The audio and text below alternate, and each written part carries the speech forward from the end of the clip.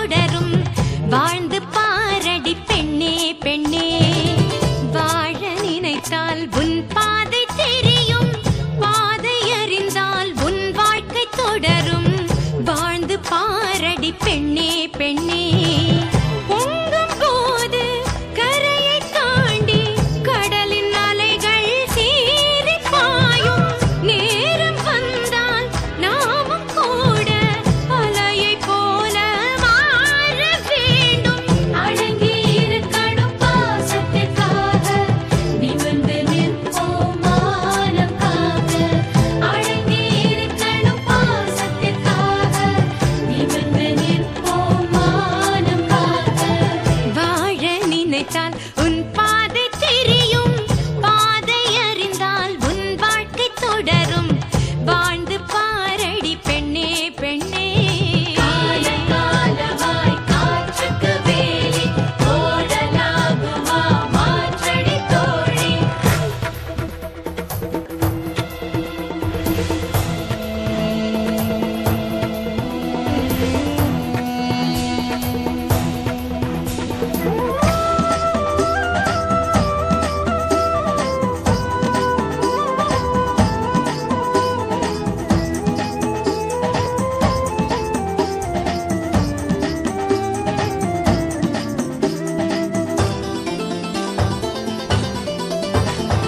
பெண்களின் இதயம் அன்பின் ஊற்று கண்களின் வழியே அன்பை காட்டு தோளின் மீது ஏறும் சுமைகள் யாவும் தாங்கும் பலம் வருமே ஒவ்வொரு உறவும் உன்னை ஏற்று உன் வழி நடந்திடும் பண்பை ஊட்டு வாழும் வாழ்க்கை வேதமாகும் வானம் பூமி வசப்படுமே உண்மையும் பெண்மையும் தோற்பதில்லை தோற்கும் போது அதை எதிர்த்திட நீ உண்மையும் பெண்மையும் தோற்பதில்லை தோற்கும் போது அதை எதிர்த்திட நீ பாவம் பார்த்தால் நியாயமில்லை பூவும் முள்ளாக மாற வேண்டும் அடங்கி இருக்கணும் பாசத்திற்காக நிமிர்ந்து நிற்போம் மானம் காக்க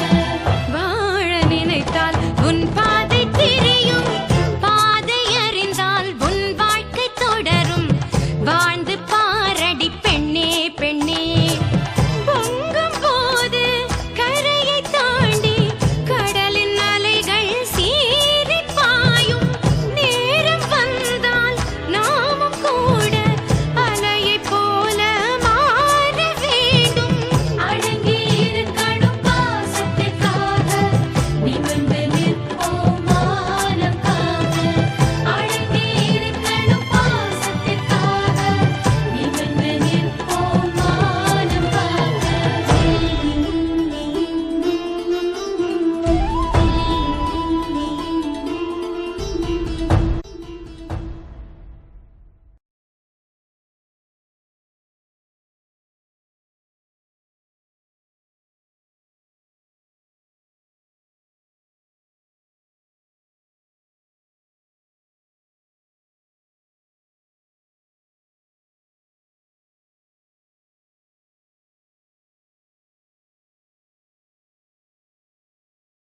இன்னைக்கு என்ன மிரட்டுற மாதிரி நாளைக்கு ஒன்னையும் மிரட்ட மாட்டான்னு என்ன நிச்சயம்?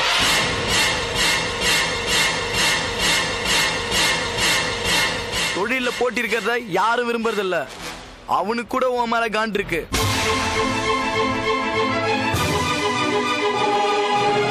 பதினஞ்சு வருஷம் நீங்க அவங்க கிட்ட பழகி இருந்தாலும் அவனை பத்தி உங்களை விட ரொம்ப நல்லா தெரியும். நீங்க சொல்றத நான் ஒத்துக்கிறேன். ஆனா சிவா அப்படிப்பட்ட ஆளு இல்லையே. ரொம்ப யோசிக்காத பேட்ரிக். என் தொழில எப்படி நான் கிங்கோ அதே மாதிரி உன் தொழில நீ கிங்கா இருக்கணும். இந்த ஊருக்கே ஒருத்தன் தான் தாதாவா இருக்கணும். நீயும் நானும் ஒண்ணு சேர்ந்தா நம்மள யாரும் ஒண்ணு செய்ய முடியாது.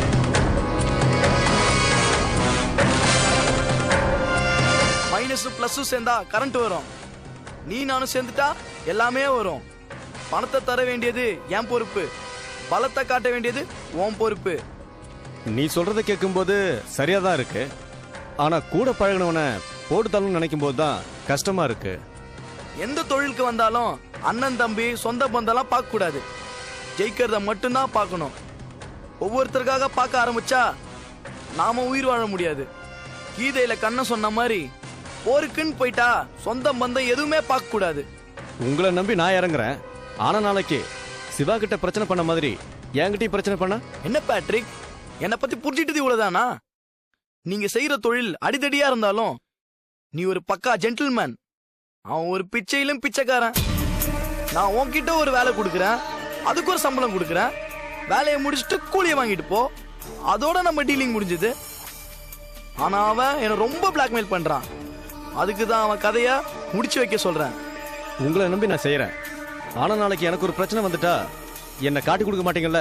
என்ன பேட்ரிக், ஏன் மேல சந்தேகப்படுற? நல்ல விஷயத்த செய்ய சொன்னா யாருக்கும் சந்தேகம் வராது. கெட்ட விஷயத்த செய்ய சொன்னா எல்லாருக்கும் தான் சந்தேகம் வரும். சந்தேகம்ங்கிறது ஒரு வியாதி, அது நமக்குள்ள வேணாம். சிவா கதைய நீ முடிக்கிற, எப்ப முடிக்கிற? நல்ல விஷயத்துக்கு 4 கிழமை பாக்குற மாதிரி இந்த மாதிரி விஷயத்துக்கு இடம் தடம் சந்தர்ப்பம்லாம் பார்க்கணும். சந்தேகம் வராம கரெக்டா செய்யணும். கொஞ்சம் மிஸ் ஆனாலும் கதை கந்தலாயிடும். நல்லாதான் பேசுற. தொழில் தர்மம் எனக்கு பிடிச்சிருக்கு. உன் மேல இருக்கிற நம்பிக்கை சிவா மேல துளி அளவும் கிடையாது. ஒரு விஷயம், உங்களுக்காக எதையும் செய்யறேன். ஆனா நாளைக்கு என்ன விட உங்களுக்கு ஒரு தாதா ஃப்ரெண்டானா என்ன போட்டு தள்ள அவனை அனுப்ப கூடாது. என்ன பேட்ரிக் இப்படி பேசுறீங்க? இல்ல, இந்த தொழில் அந்த மாதிரி. தூங்கும் போது கூட முதல்ல ஒரு கண்ணை மூடிக்கிட்டு ஒரு கண்ணை திறந்து வச்சுட்டு தான் தூங்கும். அந்த மாதிரி தான் என் கதையும். இல்லைன்னா போட்டு தள்ளுவானுங்க. எனக்காக இதை பண்ணு, உனக்காக எதையும் பண்றேன். நான் சொல்ல மாட்டேன், செயல்ல தான் காட்டுவேன். சரி, நான் கிளம்பட்டுமா? ஓகே.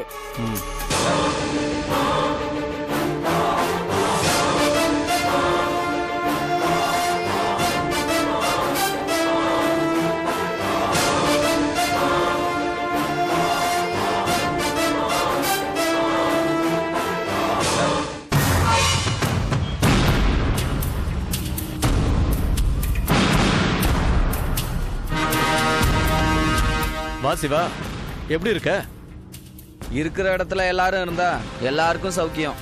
இடம் மாறி போறதால தான் எல்லாருக்கும் பிரச்சனை. என்ன பதில் ஒரு மார்க்கமா வருது? என்ன மேட்ரு? ஆமா, என் தம்பிக்கிட்ட என்ன சொன்னீங்க? வீணா தலையிடாத, விலைக்கு போயிடு. டேய் சிவா, அந்த எம்டிய மிரட்டி காசு வாங்குறது ஓகே. அது என்ன உன் குடும்பத்தில் இருக்கிற ஒவ்வொருத்தரும் மிரட்டி காசு வாங்கினா எப்படி? தொழில் ஒரு தர்மம் வேணாமா? நீ வெளியூர் போனா உன் தம்பி அனுப்புவ, உன் தம்பி ஊருக்கு போனா இன்னொரு தம்பி அனுப்புவியா? ஆக மொத்த குடும்பமும் அந்த எம்டிக்கு மொட்டை அடிக்கலான்னு பிளான் பண்றீங்களா? பேசுவ, ஏன் பேச மாட்ட?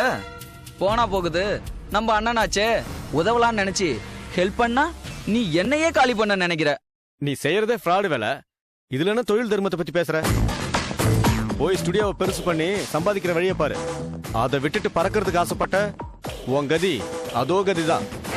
போயே உன் குழப்ப மட்டும் பாரு. நீ பேசல. எப்ப சித்ராவை பார்த்து மயங்கினியோ அப்பவே நீ மாறிட்ட. ஃபிகரை பார்த்ததும் தம்பியவே தூக்கி எறிஞ்சிட்ட. உன்னையெல்லாம் அண்ணன் சொல்றதுக்கே வெக்கமா இருக்கு. சொல்லாத. உன்னை யார் சொல்ல சொன்னா? சித்ராவை பத்தி பேசுறதுக்கு உனக்கு அருகதை கிடையாது. அவளை பத்தி ஏதாவது பேசுன அப்புறம் என்ன நடக்கும்னு எனக்கே தெரியாது. என்ன செய்வீங்க? எதை செய்ய நினைக்கிறனோ அதையெல்லாம் செய்வேன். பழகுன தோஷத்துக்காக சொல்றேன், போயிடு. என்கிட்ட வாழாட்டாத. மீறி ஆட்டின வாழை மட்டும் இல்ல, தலையே சீவிடுவேன். நீங்க சொல்லுவீங்க, நான் செஞ்சே காட்டுவேன். பார்க்கலாம், நீங்களா நானானு ஒரு கை பாப்போம். என்னடா ரொம்ப ஓவரா பேசிட்டு போற? என்னை பத்தி தெரிஞ்சிருந்தோம் இவ்வளவு தெனாவட்டலா பேசுறேன்னா அது நீயா பேசல. உனக்கு பின்னாடி யாரும் நின்னுக்கிட்டு உனக்கு கீ கொடுத்துட்டு இருக்காங்க. நீ என்ன பெரிய பிஸ்தாவா? நான் பிஸ்தாவா பாதாவான்னு காட்டுறேன். நீ உலக மகா ரவிடிய கூட இட்டுன்னு வா, என்ன ஒண்ணும் பண்ண முடியாது. வேணா, என்கிட்ட வச்சுக்காதீங்க. சரோஜா அக்கா கிட்ட உங்களை பத்தி சொல்லிட்டேன். அவங்க சப்போர்ட் எனக்கு இருக்கு. வீணா என்கிட்ட மோதாதீங்க. யாரு? பீடா சரோஜாவா? காலம் போன காலத்துல பீடாவை மென்னு துப்பணுமா, நல்லா தூங்கணுமா அப்படின்னு இல்லாம பஞ்சாயத்து வேற பண்றாளாவ? சரோஜனா நாங்க பயந்துருவோமா? அவ என்ன பெரிய கொம்பா? பொம்பளை மயக்கத்துல பின்னாடி போன எந்த ஆம்பளையும் உருப்பிட்டதா சரித்திரமே கிடையாது. என்ன பஞ்சு டைலாக்கா? நீ கூட தான் அந்த பீடா பின்னாடி போல. சரோஜாவை பத்தி உனக்கு தெரியல. அவங்க கோதாவில இறங்குனா ஒருத்த எதிர்த்து நிக்க முடியாது. ஆமா, சித்ரா கிட்ட என்ன பத்தி என்ன சொன்ன? நான் வெறும் அட்டை கத்தியெல்லாம் தொட்டதில்ல, ரத்தத்தெல்லாம் பார்த்ததில்லன்னு சொன்னியாமே. உண்மைதான் சொன்னேன். டேய் தம்பி, இந்த தொழிலை நான் கொட்டை போட்டு பல வருஷமாச்சு. இந்த தொழிலை பொறுத்த வரைக்கும் சின்ன தலை பெரிய தலைலாம் கிடையாது. எவன் வல்லவனா இருக்கானோ அவன் தான் கில்லி. ஆனா உங்க சரோஜா இருக்கால, அவ வெறும் பள்ளி. இந்த கில்லி பள்ளி எல்லாம் பேசுறதுக்கெல்லாம் ரொம்ப நல்லா இருக்கும். ஆனா சரோஜா கிட்ட உன் பாச்ச பழிக்காது. உனக்கு கெட்ட நேரம் ஆரம்பம். டேய் தம்பி, அட்வைஸ் பண்றதுக்கு ஒரு தகுதி இருக்கு. நீயே முடிச்சவைக்கு ஒரு மொள்ள மாதிரி நீயே திருட்டுத்தனம் பண்ணிட்டு என்கிட்ட சட்டம் பேசுறியா? கடைசியா சொல்றேன், வேணாம், இதோட விட்டுரு. வீணா என்கிட்ட மோதன அழிஞ்சிடுவ. போட போடா.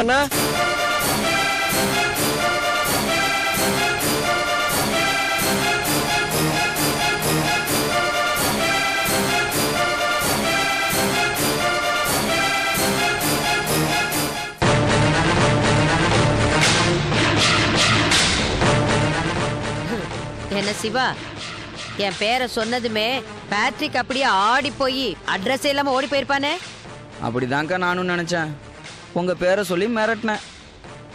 என்ன சொன்னாப்ல? சிரிக்கிறான்க்கா. போயும் அவ பின்னாடி போனியாடான்னு கேவலமா பேசுறான்க்கா.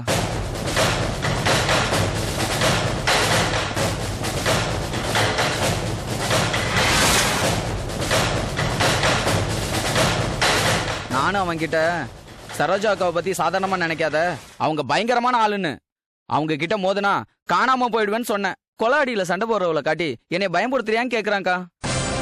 அக்கா, என்னை பத்தி என்ன சொன்னாலும் நான் கேட்டுக்குவேன். ஏன்னா ஒரு காலத்துல அவனும் நானும் ஃப்ரெண்டா இருந்தோம். ஆனா அவன் உங்களை பத்தி தப்பா பேசும்போது எனக்கு கஷ்டமா இருக்குக்கா. ஒரு பொம்பளை நினைச்சா எதையும் சாதிக்க முடியும். அதுவும் நான் நினைச்சா சாதிக்க முடியாததை கூட சாதிச்சு காட்டுவேன். பேட்ரிக் யாருடா? அவன் நேத்து முளைச்ச பச்சா. அவன் என்ன பார்த்து சிரிக்கிறானா? நான் யாருன்னு தெரியாம அவன் என்கிட்ட மோதிட்டாப்ல. ஆனா இனிமே அந்த ஆளுக்கு அழிவு காலம் ஆரம்பமாயிடுச்சு. பேட்ரிக் ஆரம்பத்துல ஒழுங்கா தான் இருந்தாரு. 4 காசு கையில பார்த்ததும் தலகால் புரியாம பேசுறாரு. யாரையும் மதிக்கிறது இல்ல. அதுலயும் இந்த சித்ராங்கிற பொண்ண ஆசைப்பட்டதுல இருந்து கூட கொஞ்சம் துள்ளுறாரு. ஆடாத ஆட்டமெல்லாம் ஆடினவங்க அப்படியே அடங்கி போயிட்டாங்க. இவன் ஏமாத்திரம். அவன் சொல்றான்க்கா, சரோஜா கண்ண பெரிய கொம்பா, இந்த வயசுல பாக்கு வெத்தலை போட்டுக்கிட்டு படுத்து தூங்காம பஞ்சாயத்து பண்றாளா அவன்னு கேக்குறான்க்கா. அவளுக்கே அவ்வளவு திமிரு இருந்தா வயசு பையன் எனக்கு எவ்வளவு திமிரு இருக்குன்னு கேக்குறான்க்கா. என் சர்வீஸ்ல இந்த மாதிரி நான் எத்தனை பேரை பார்த்திருப்பேன். எல்லாரும் எனக்கு கொம்பு சீவி விட்டதுனாலதான் இந்த பேட்டைக்கே ராணி ஆயிட்டேன். என்கிட்ட மோதி யாரும் ஜெயிச்சதில்ல. சரோஜாவோட ஒரு பக்கத்தை தான் அவன் பார்த்திருப்பான். ஆனா மறுபக்கத்தை பார்க்கல. இனிமே அந்த ஆளுக்கு அல்பாயுசுதான். சிவா, நீ கவலைப்படாத. அந்த பேட்ரிக்கோட பேட்டரி அவுட். என்ன பண்ண போறேன்னு பொறுத்திருந்து பாரு. சரிக்கா, நான் கிளம்பட்டுமா? கவலைப்படாத, நான் இருக்கேன். என்னை எதிர்த்தா நான் சும்மா விட்டுடுவனா? நீ கிளம்பு, மத்தத நான் பாத்துக்கிறேன். கூடிய சீக்கிரம் அந்த ஆளுக்கு சமாதி வைக்க போறத சொல்லி அனுப்புறேன். சரிக்கா.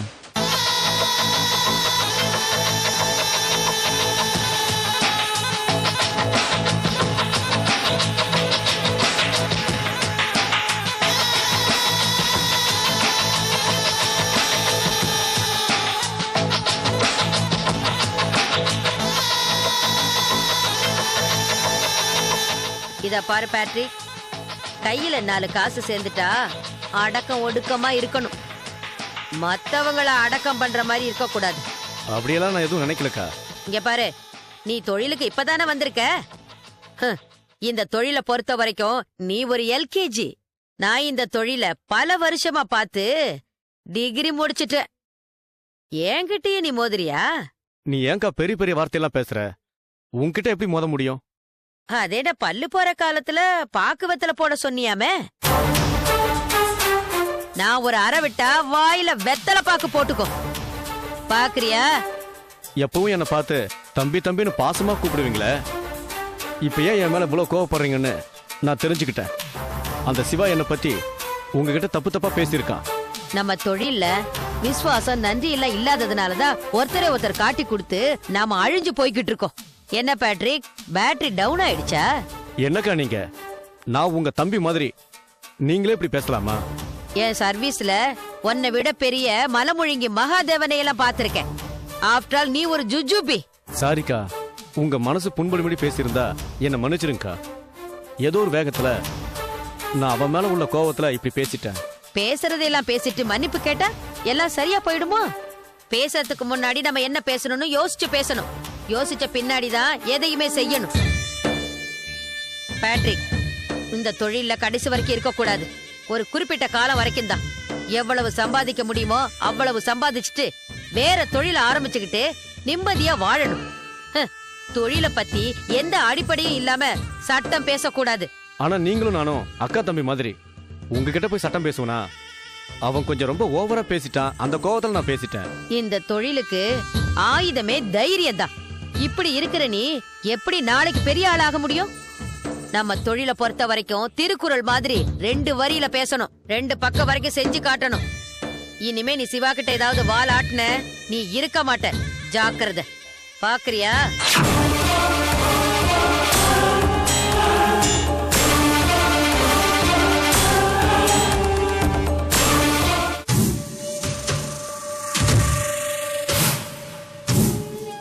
வணக்கம் சார். வா சிவா, உனக்காக தான் வெயிட் பண்ணிட்டு இருக்கேன். சொல்லுங்க சார், என்ன விஷயம்? எதுக்காக என்ன வர சொன்னீங்க? ஒண்ணு இல்ல, நீ சொன்னதை நல்லா யோசிச்சு பார்த்தேன். ஆ, என்னை நம்பி ஏதோ உன் தொழிலை டெவலப் பண்ணணும்னு நினைக்கிற. சரி, உனக்கு ஒரு லைஃப் கொடுக்கலான்னு நினைக்கிறேன். எனக்கு வர வேண்டிய பணம் இன்னொரு 2-3 நாள்ல வந்துடும் நினைக்கிறேன். நான் என்ன பண்றேன், அதுல இருந்து உனக்கு ஒரு 50 லட்சம் தரேன். நீ என்ன பண்ற, ஒத்த சிடி என்கிட்ட கொடுத்துட்டு ஒதுங்கிடு. என்ன ரொம்ப யோசிக்கிற? 50 லட்சம் பத்தலையா? அப்போ 1 கோடி தரேன். உனக்கு ஓகே தானே? என்னது 1 கோடியா? நான் 10 லட்சம் கேட்கறதுக்கு ரொம்ப யோசிச்சேன். எனக்கு 1 கோடியெல்லாம் வேணாம், 10 லட்சம் கொடுத்தாலே போதும். இல்ல இல்ல, உனக்கு மொத்தமா தந்துடுறேன். இப்ப 10 லட்சம் வாங்கிட்டு மறுபடியும் வந்து 20 லட்சம் கேப்ப. நீ சொல்ற மாதிரி அதை வளர்ந்துகிட்டே போவோம். அதான் ஒரே மொட்டா சொல்லிட்டேன். நீ இங்க வந்து அலைய வேண்டிய அவசியம் இல்லல்ல. நான் பணத்தாசை பிடிச்சவன் தான். அதுக்காக ரொம்ப ஓவரா ஆசைப்பட்டு அலைய மாட்டேன். 10 லட்சம் கொடுத்தா போதும். இல்ல சிவா, நீ வாங்கிக்க. உங்க தாராள மனச ரொம்ப பாராட்டுறேன். ஆனா 1 கோடி தரேன்னு சொல்றீங்களே, அதுலதான் ஏதோ உள்நோக்கம் இருக்கிற மாதிரி எனக்கு தோணுது. என்ன சந்தேகப்படுறியா? எப்படி சந்தேகப்படாம இருக்க முடியும்? எந்த ஒரு மனுஷனும் காரணம் இல்லாம பணம் தர மாட்டான். எனக்கு பணம் கொடுக்கற மாதிரி கொடுத்துட்டு பின்னாடி ஆள் அனுப்பி என்ன போட்டு தரலாம் பாக்குறீங்களா? என்ன சிவா, என் மேல சந்தேகப்படுற? பணம் வரணுங்கிறதுக்காக கட்டின பொண்டாட்டியே கொலை பண்ண ஆள் அனுப்புனவ நீ என்ன சும்மா விடுவியா? அது வேற இது வேற, ரெண்டுத்தையும் போட்டு குழப்பாத. சார், எந்த ஒரு காரியமும் முதல்ல ஆரம்பிக்கும் போது கொஞ்சம் டென்ஷனா பதட்டமா தான் இருக்கும். ஆனா போக போக எல்லாம் சரியாயிடும். என்னென்னமோ பேசுற சிவா. பணம் காசு இன்னைக்கு வரும், நாளைக்கு போகும். ஆனா நிம்மதி அப்படி கிடையாது. எனக்கு தேவை நிம்மதி, உனக்கு தேவை பணம். பேசாம பணத்தை வாங்கிட்டு மொத்த சீடியும் கொடுத்துட்டு அப்புறம் இனிமேல் உங்களை எந்த விதத்திலயும் தொல்லை பண்ண மாட்டேன்னு எனக்கு ஒரு அக்ரிமெண்ட் எழுதி கொடு. எழுதி கொடுத்துட்டா அதை வச்சு என்ன பிளாக்மெயில் பண்ணலாம்னு பாக்குறியா? சேச்சா, அப்படிலாம் இல்ல. Gentleman agreement. ஜென்டில்மேன் அக்ரிமெண்ட்ங்கிறது எழுத்துல வரக்கூடாது, மனசுக்குள்ள வரணும். பணத்தை காட்டி என்ன விலைக்கு வாங்க முடியாது. நீ ஏதோ சூழ்ச்சி பண்றங்கிறது எனக்கு நல்லா புரிஞ்சு போச்சு. என்கிட்ட இருக்கிற எல்லா சீடியும் வாங்கிக்கிட்டு என்னை போட்டு தலை முடிவு பண்ணியிருக்க. ஒரு விஷயம் சொல்றேன், நல்லா கேட்டுக்க. உன்னை பத்தி சரோஜா அக்கா கிட்டையும் என் ஃப்ரெண்ட்ஸுகள்ட்டையும் சொல்லிட்டேன். எனக்கு ஏதாவது ஒன்று ஆச்சுன்னா அவங்க சும்மா இருக்க மாட்டாங்க. நானாவது தேவைப்படும் போது தான் வந்து பணம் கேட்கிறேன். அவங்க பணம் மட்டும் இல்ல, டெய்லி வந்து டார்ச்சர் பண்ணுவாங்க. நீ தப்பிக்கவே முடியாது. அவங்க போலீஸ்ல புகார் கொடுத்தா அடுத்த நிமிஷத்துல இருந்து நீ ஆயுசு பூரா ஜெயில தான் இருக்கணும். நம்பிக்கை துரோகம் பண்ணாத. 10 லட்சம் மட்டும் கொடு, நான் உன் வழிக்கே வரமாட்டேன். இந்த சிவா சொன்னா சொன்னதுதான். மீறி ஏதாவது ஆக்ஷன் எடுத்த என் ரியாக்ஷன் வேற மாதிரி இருக்கும். இல்ல, உன்னை நம்ப முடியாது. மறுபடியும் வரமாட்டேன்னு என்ன நிச்சயம்? மறுபடியும் வருவேன். அப்ப என்ன பண்ணுவீங்க? இதுக்கு தான் சொல்றேன். 1 கோடி தரேன், ஆனா ஆளை விட்டுரு. கொஞ்சம் கொஞ்சம் தான் கேட்டு என்ன டார்ச்சர் பண்ணாத. உங்க ரியாக்ஷன் எப்படி இருக்குன்னு சும்மா பேசுனேன். நான் ரொம்ப பேராசக்காரன் கிடையாது. 10 லட்சம் போதும். சரி, உன்னை நான் நம்புறேன். ஆனா பணத்தை வாங்கிட்டு சீடி எல்லாத்தையும் என்கிட்ட கொடுத்துரு. மறுபடியும் ஏதாவது பிரச்சனை பண்ண நான் மனுஷனாவே இருக்க மாட்டேன். என்ன பண்ணுவீங்க? ஆளை வச்சு போட்டு தள்ளுவீங்க அப்படித்தானே? ஏன் சிவா இப்படி இடக்கு மடக்காக பேசிட்டு இருக்க? சார், எப்ப 50 லட்சம் தரேன் 1 கோடி தரேன்னு சொன்னீங்களோ அப்பவே எனக்கு உங்க மேல சந்தேகம் வந்துடுச்சு. சிவா, நம்பிக்கை தான் வாழ்க்கை. நீ கேட்ட மாதிரி 10 லட்சம் கொடுத்துட்றேன். ஆனா நீ பேச்சு மாறாம சீடியை கொடுத்துடணும். நான் கொடுத்துட்றேன். அதே மாதிரி நீங்களும் பேச்ச மீறாம 10 லட்சம் கொடுத்துடணும். சரி, நான் ஃபோன் பண்ணதுக்கு அப்புறம் வா. சரி, வரேன்.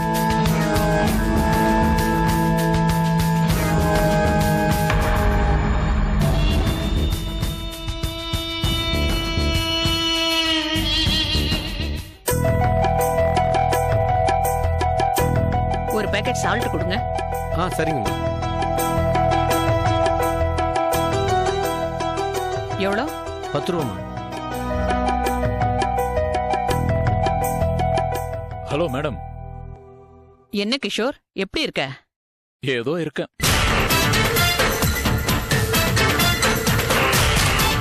வாழ நினைத்தால் உன் பாத